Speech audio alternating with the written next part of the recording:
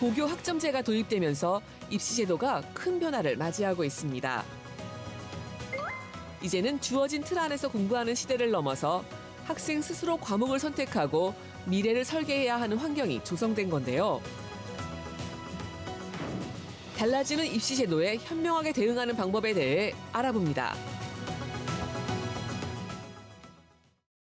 네, 입시하면은 언제나 뜨거운 관심을 모으는 주제라고 할 수 있죠. 자, 오늘은 빠르게 변화하는 입시 제도 속에서 우리가 주목해야 할 핵심 포인트를 짚어보도록 하겠습니다.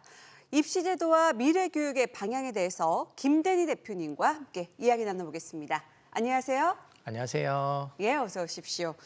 자, 입시 컨설턴트로 활동을 하시면서 누구보다 이 가까이에서 입시 제도의 변화를 지켜보고 계셨을 텐데요. 시대가 바뀌면서 입시 제도 역시 좀 빠르게 변화하고 있는 것 같습니다. 대표님은 어떻게 보고 계신가요? 예, 그간 입시 제도를 요약해 보면 간단하게 세 단어로 요약할 수 있을 것 같습니다. 그러니까 쉽게 얘기하면 숫자, 글, 그리고 말인데요.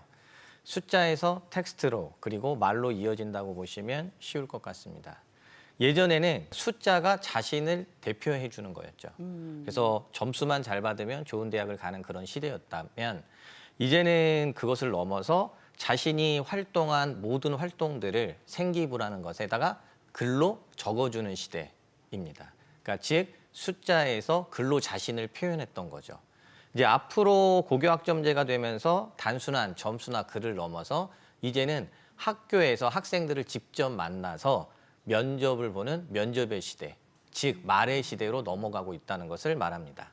예, 앞서서 얘기하신 것 중에 이 고교 학점제 하면은 아직도 좀 생소하게 느껴지시는 분들도 많으실 것 같거든요. 좀 더 쉽게 어떤 제도인지 설명을 좀 해주시죠. 고교 학점제를 쉽게 이야기하면 학생이 자신이 정한 진로에 따라서 다른 누구가 아니라 학교에서 정해주는 것도 아니고요. 자신이 직접 공부할 과목을 자신이 선택하는 겁니다. 그리고 누적 학점이 기준을 충족하게 되면 졸업하는 제도인 거죠. 쉽게 얘기하면 학생이 자신의 진로에 따라서 공부의 계획을 세우고 그에 따라서 열심히 공부를 해 나아가는 정말 획기적인 제도라고 생각됩니다. 예, 좀 언뜻 보면 이 대학교 교육 시스템 느낌도 나는데 이 학점 이수제라는 점에서 좀 비슷한 면이 있는 것 같아요. 아무래도 뭐 과목 선택이나 또 내신 이런 것들 관리 방식도 예전과는 많이 달라질 것 같은데 어떤가요? 예, 맞습니다. 이전에는 그저 교과, 그러니까 전통적인 국어 과목 열심히 공부하고 영어 공부하고 수학 공부하고 이제 그랬다면 이제는 그 이전의 사전에 먼저 우리 학생들이 해야 되는 부분이 있습니다. 즉, 교과 공부에 집중하기 전에 자신의 진로를 탐색하는 일입니다.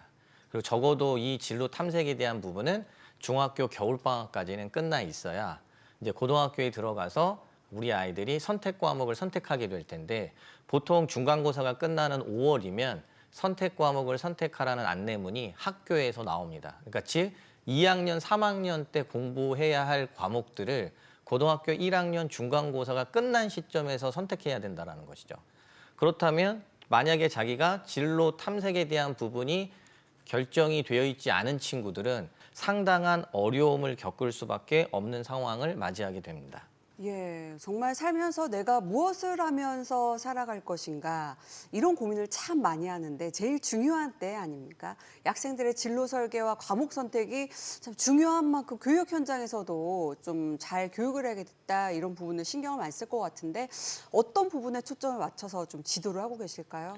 그래서 예전과 많이 달라진 게요. 이제 일선에서는 예전에는 정말 전통적인 교과목에만 집중하고 네, 그저 100점 맞는 거에만 목숨 그쵸. 걸고 하셨다면 이제는 그 전에 이전에 우리 아이들의 진로, 적성, 즉 아이들의 공부의 목적성을 알려주는 일이 훨씬 더 중요한 과제이고 이를 통해서 학생들이 안정적인 학습 플랜, 계획을 짤 수 있어야지만 3년 동안 고등학교에 들어와서 안정적인 학습 그리고 원하는 대학을 진로 그리고 진학할 수 있게 될 것 같습니다. 예.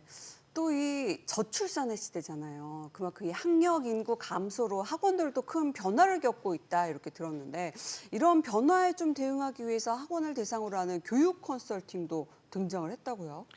예, 학력 인구가 감소되고 학원 사업이 전반적으로 불황인 것은 맞습니다. 예. 근데 또 놀라운 사실은 지난해 사교육 지출비만 29조 2천억 원으로 오. 코로나 이후 4년 동안 계속해서 지속 성장하고 있습니다. 학력 인구는 감소했지만 이 말은 1인당 사교육비 지출은 증가하고 있다라는 말입니다. 즉 학부모님들의 눈높이가 점점 높아지면서 이제는 사교육 시장에도 프리미엄 바람이 부는 것 같습니다. 그래서 프리미엄 교육에 대한 니즈, 이것을 잘 흐름을 따라가지 못하면 학원들이 폐업으로 이루어지고 또 이런 트렌드들을 잘 쫓아가면 학원들은 승승장구하면서 교육의 트렌드를 앞서갈 것이고요. 특히 예전과 많이 달라진 것은 학원장님들이 예전에는 교과에만 집중했다면 이제는 자신 스스로의 교육에도 관심을 많이 갖고 계시면서 그리고 다양한 교육기관에서 학원장님들을 위한 교육 프로그램들이 많이 강화되고 있고 제가 이제 그 부분에 대한 네. 강의들을 많이 해나가고 있습니다. 현장에서 많이 느끼고 계실 것 같은데 안 그래도 오늘자 그 뉴스에 영어 유치원 교육비가 대학 등록금을 넘어서고 있다. 그러니까 내 아이 하나 낳아서 열심히 잘 가르쳐 줄게. 이제 이런 부모님의 심리를 반영하는 것 같아요. 아까 말씀하신 그런 컨설팅, 사교육비가 높아지고 뭐 아이에 대한 그 뭐 점점 그런 교육열이 높아지고 있는 이런 현실의 컨설팅에 대한 반응은 좀 어떤가요? 일단은 이제는 학원 사업도 이제 전문화 영역으로 넘어선 것 예. 같습니다. 이제 대기업들 보통 이제 컨설턴트, 경영 컨설팅 많이 받으시잖아요. 근데 학원이라는 이제 특수한 사업이기 때문에 일반 창업과는 좀 다르게 이제 학원 사업의 본질은 교육에 있기 때문에 교육 현장에서 다양한 문제점들이 발생하게 됩니다. 그냥 쉽게 내가 국어를 잘 가르치면 국어 학원을 창업하면 된다 해서 그 선을 넘어서 이제는 학원도 전문 경영인, 그래서 학원 경영의 시대가 이제 이루어지고 있는 것 같고요. 그래서 그 컨설팅을 의뢰하시는 원장님들이 상당히 만족해 하시면서 운영에 대한 노하우들을 배워가고 있는 것 같습니다. 예, 운영도 참 중요한 부분일 텐데, 자, 이 사교육을 바라보고 있는 다양한 시각이 존재를 하잖아요. 이런 흐름 속에서 사교육은 앞으로 또 어떤 변화를 모색하면서 나아가야 할까요? 사교육에 대한 인식이 좋지 않다는 점은 제가 사교육에만 한 20여 년간을 몸담고 있으면서 몸소 예. 체험하고 있는 부분입니다. 하지만 역사적으로 사교육이 없었던 시대는 단 한 번도 없었습니다.